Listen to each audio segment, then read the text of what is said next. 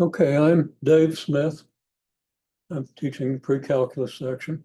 You might or might not be in my section. You might or might not even be a student at this institution. But of course, I put these out in public and some people stumble upon them. And hopefully, if you're not one of our students, it's fine. Learn what you can. Okay, if these videos are a profit to you. Anyhow, the first thing I want you to learn in pre-calculus class, well, first thing is pre-calculus is a class about functions. Now, presumably you've had a good Algebra 2 course, you had some introduction to functions, but maybe not a whole lot.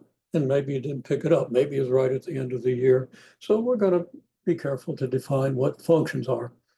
First thing we want to do is be able to sketch good graphs, good freehand graphs, because sketching reinforces the concepts. The physical act of sketching connects you to the process. Now, before we sketch anything, we're going to learn to fold a piece of paper in half. Okay? And that's really our first task. So you'll see how this comes into the idea of sketching graph of a function, because very shortly you're going to see that. Okay, I have a piece of paper here. Okay.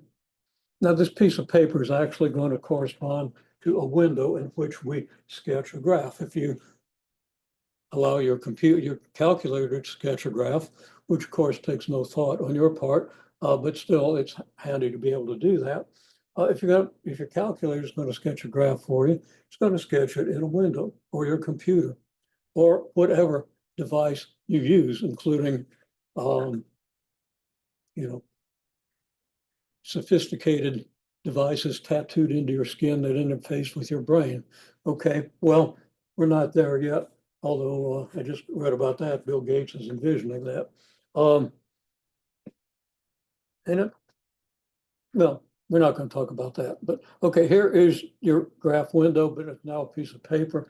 And we're going to fold the piece of paper. We're going to bring this edge over to this edge. Okay, now that would be, from your point of view, the left edge going to come over and join the right edge. We're going to put those two edges together. And we're going to hold them together.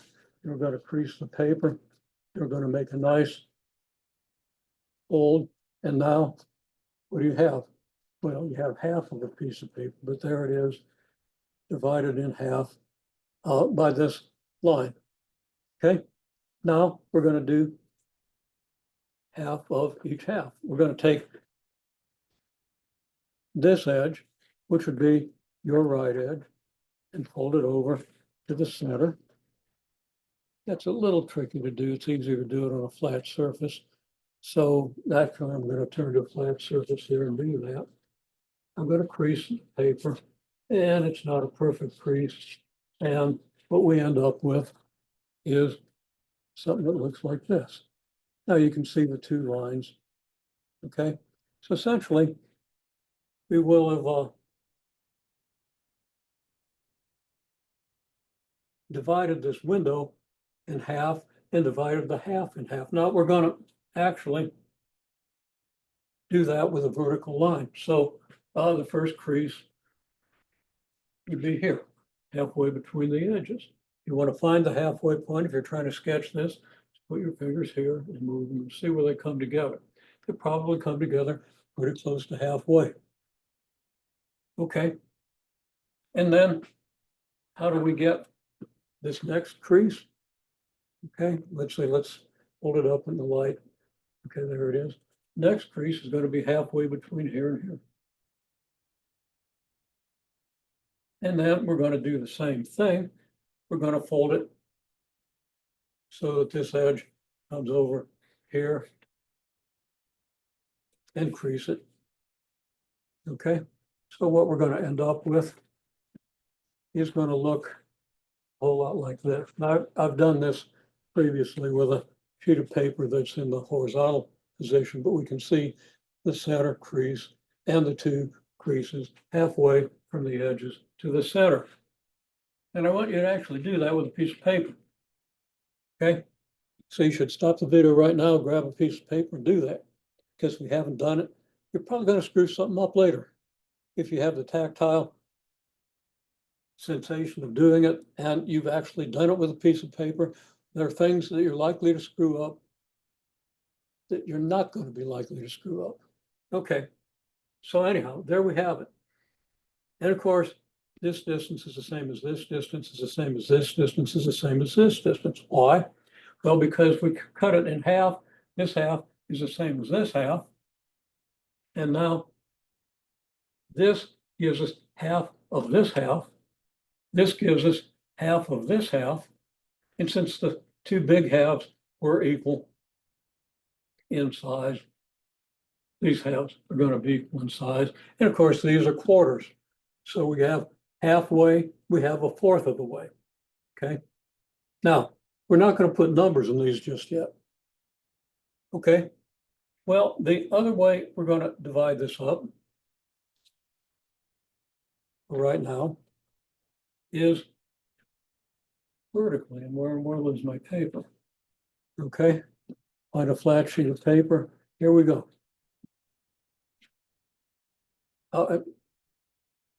In other words, okay, these are vertical lines. Okay, they go up and down. Here's a piece of paper. I'm going to fold it over in half this way, bring the top to the bottom. And crease it. Crease it. And hopefully we get a pretty good division. Again, if you do this on a flat sheet of paper or on a flat surface, it's a little easier than doing it while you're holding it up. But there we've brought the top to the bottom so that this line here is halfway between the top and the bottom. And of course, that's going to correspond on your graph to the line halfway between the top and the bottom, which is going to be right about here. Move your fingers together, you see about where that point is. No, we're not doing this. This is hand sketching. You want to be able to hand sketch these things, not with total accuracy, but with pretty good care and pretty good accuracy, because we don't want to sit there with a ruler and a straight edge every time we want to make a graph. And we don't want to have a grid in front of us every time we make a graph. We want to draw them from scratch. It doesn't take long to draw this. You know, you can draw a window. You cut it in half with a vertical line. You can cut each of those halves in half. You can draw a horizontal line through the window. I was talking. How long did it take? Time, but I don't think it was much more than 10 seconds. Okay. You can do that in 10 seconds. You might have to do it 3 or 4, maybe even 5 or 6 times, but it's not going to take you but a few minutes before you could do that quickly. Okay. And get a good basis, or begin to develop a good basis for sketching a graph without having to use a lot of technology. There's nothing wrong with using technology, especially when you have a really complex graph, but right now we're learning to do basic graphs. Okay, so here we have it. Now, the next thing we're going to do is we're going to bring the lower edge up to the middle and fold it. Now I'm doing that on surface here, but there I did. I brought the lower edge up to the middle, creased it, folded it. Okay, so you see what we have. So now we have a line that's halfway between the middle and the lower edge. Again, you need to physically do this with a piece of paper so you understand it deeply so you never forget it. Okay, now I'm going to bring the lower edge up to the last line. Okay, that means the lower edge is going to come up to this line here. The lower edge is going to come up to here. And I'm going to do that, and I'm going to bring that lower edge up, and I'm going to make a fold and crease it. And now it looks like this. I'm trying to get the light on it so that it shows up on the camera, but there I think you see it. So you have a crease down here.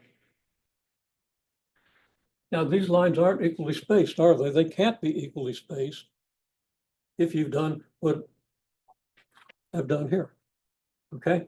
Because every line is going to be twice as close to the one before it as that one is to the one before it.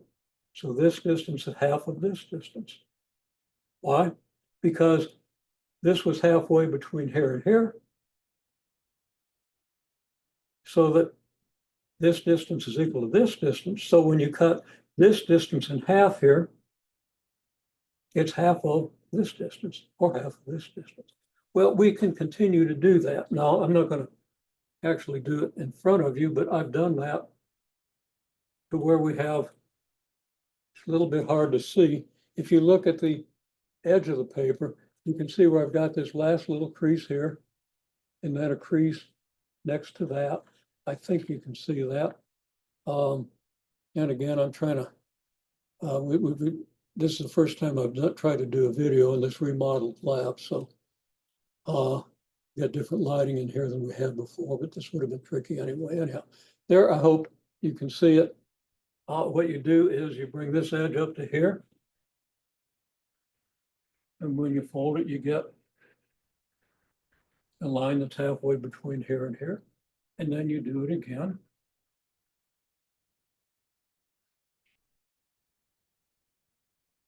And you really want to do that with your paper. So now I've got 1, 2, 3, 4, 5 lines. Okay, horizontally. Okay, well, that is one type of graph. Now we're going to do this in class, but we call this a type 1 subdivision. Okay, so type 1.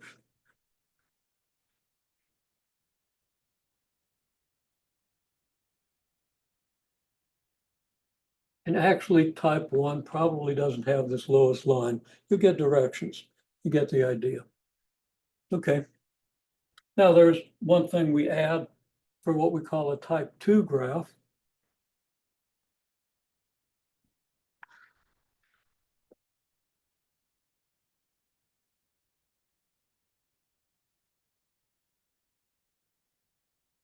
We're going to add 2 lines to make a type 2 graph.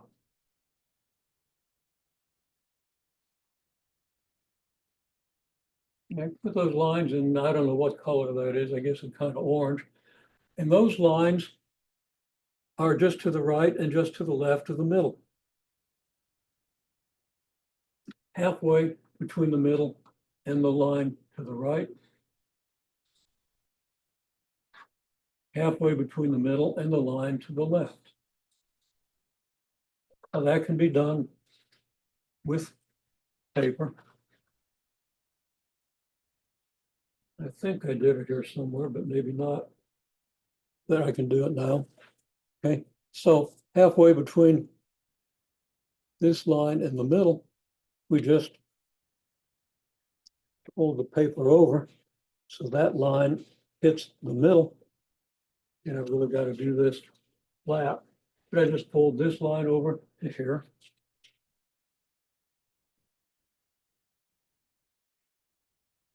Make a crease. And there we have it. Little hard to see, but you really want to do this. No matter of fact, if you're in my class, your first quiz is going to be take a piece of paper and do this. But there it is. Okay.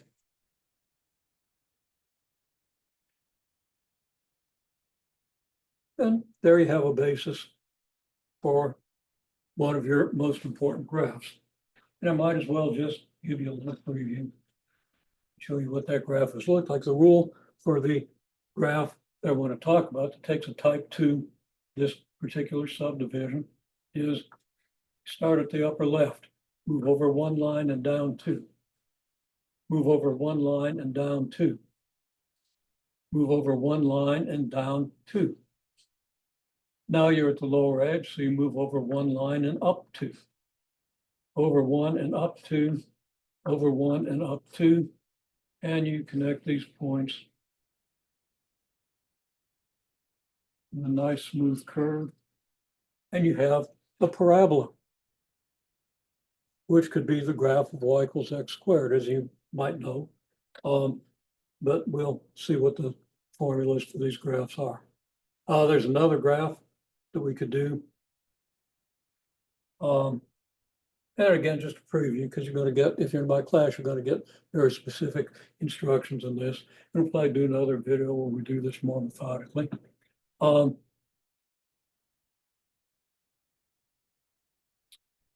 a type 1 graph, you actually don't have this lowest line. So the lowest line would be here. So you start at the left edge at the lowest line, you move over 1, up 1, over 1, up 1. You don't have this line on a type 1 graph, over 1, up 1, over 1, up 1. And you don't have to understand this right now, I'm just demonstrating. And you get this nice smooth curve. And that's a basic exponential curve.